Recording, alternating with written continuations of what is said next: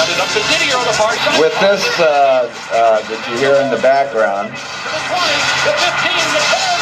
He's going all the way. Touchdown, Washington Redskins. Oh, yeah. I would like to introduce our next speaker from the Washington Redskins, Clint Didier. Thank you. Thank you very much. It's a pleasure to be here today. And I see a lot of ex-military in the audience. I want to thank you for your service to this country. God bless you. And I want you to know you're looking at a whole army here standing with you. You know, when I heard about the rally, I put a thing on Facebook. It said, "We the people, if we don't start standing civilly, we will be forced forcefully." And somebody sent a message back by one of our presidents that stated, "Those who will make peaceful revolution impossible will make violent revolution inevitable." That's right. That's right. So God bless you for being here today. And I'd like to start off with a quote from my coach, Joe Gibbs. You know, every time we went into a game, whether it been a Super Bowl or any game, he always told us, get yourself ready for the worst possible predicament possible. That way you'll never be surprised. Right. Ladies and gentlemen, I'm telling you today, get yourself ready. That's right. And what am I talking about? I'm talking about, first of all, get your food supply, put it in your house, get it stored up. Yeah. Get a way to defend yourself, guns, ammo. Yeah. Get a way to defend yourself. Get your communication in order. And I ain't talking about a cell phone, because when they let off one of those magnetic bombs, your cell phone, your cars, everything is gone. Get yourself broadband radio, ham radio. Get your ham radio. Get it in a metal box and get it buried in the ground where it'll be safe. And lastly, but not all, get your medical supplies in place.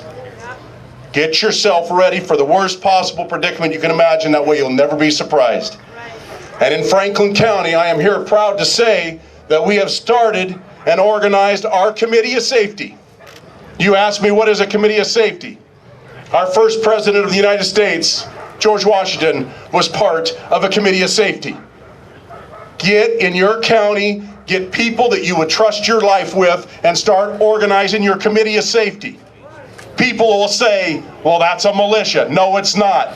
You're there for any catastrophe. Because if you look at what's happened, can you rely on FEMA to show up to help? Hell no. It's a joke. Your Committee of Safety will take care of your neighborhood. And they will be there on guard for all enemies, foreign and domestic. Get it organized, and get it organized today. Time is of the essence. And then let's all look at each other. Look at one another. Look at yourself. Where do you pledge your allegiance? Do you pledge it to the Republican Party?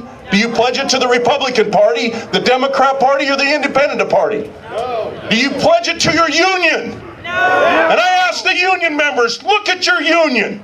This is what's tearing down our country. An allegiance to a union. That's right. Because of money, monetary, or freedom? That's right. Wake up, America. Wake up.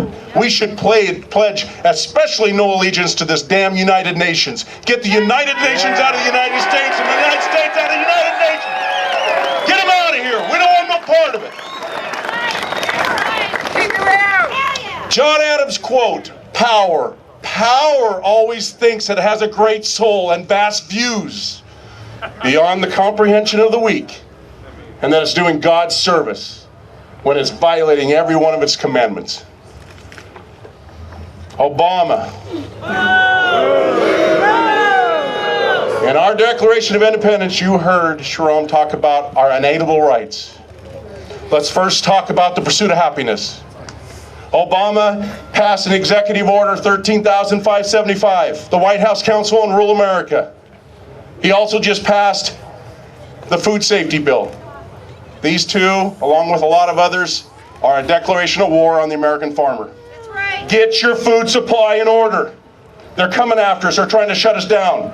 They're trying to impose 500-foot buffers on us out there, where we won't be able to farm the ground without pesticide, herbicide, and fungicide. We can't farm without them, folks. That's right. They're trying to shut down the American farmer.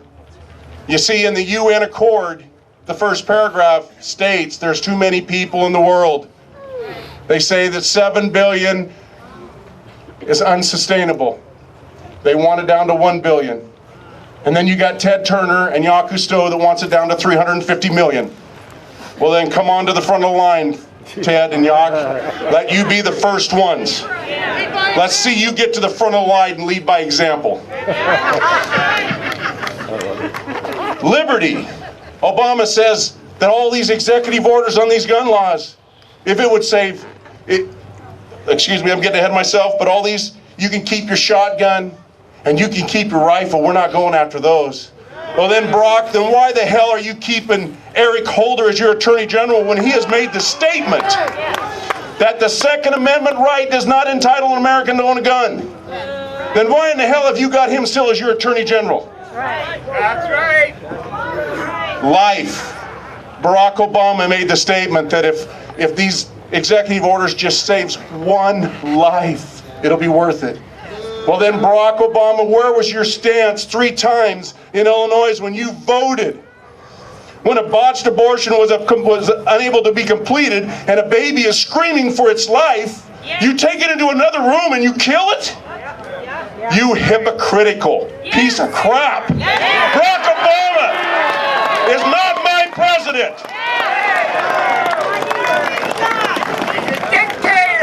And I got to tell you, throughout my runs for office, I have resorted back to that movie, Braveheart.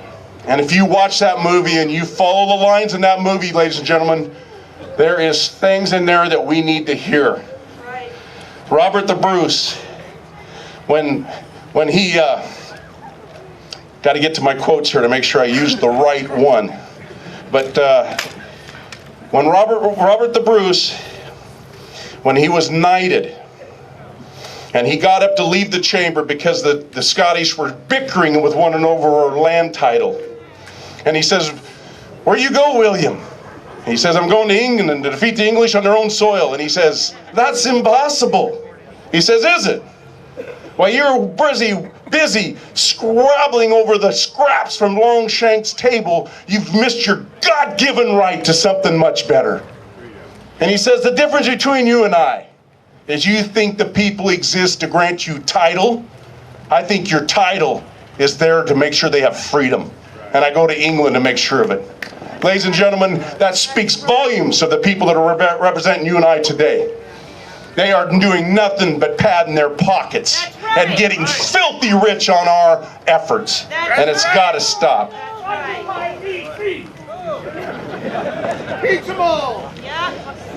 Well, we got to vote him out of office. But I tell you what, you need to be looking. DeMint just put a bill before him for term limits. Got voted down again.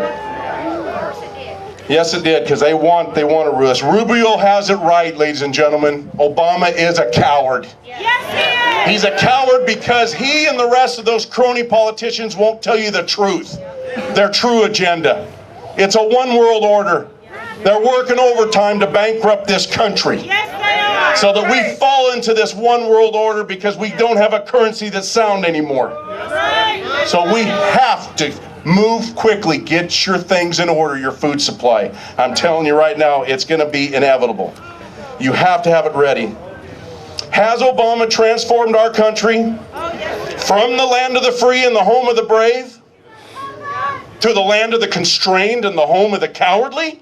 I think not, because I see a whole army of my fellow American citizens here in defiance of tyranny. Will it be us, 3% of the population, that'll save this country again? The ones that bore this nation, 3%. Will it be us, 3% of it again? Well, so be it. That's right. Whatever it is, we the people must turn shoulder to shoulder. And we got to fight our way back to the light, to the truth, to the Constitution, and to the Lord God Almighty. That's our only way, folks. I thank you so much for this opportunity today, and I wish this thing was clear full. I got to tell you right now, it's going to get a lot worse before it gets better. The only way we're going to wake up the masses is when they get cold and hungry. Get your food supply, get your things in order, get your committee of safety put together, and then get a hold of me. I want a network of committee of safety in every county, all 39 in the state, and we will be ready when the time comes. God bless you. Let's get her done. Thank you.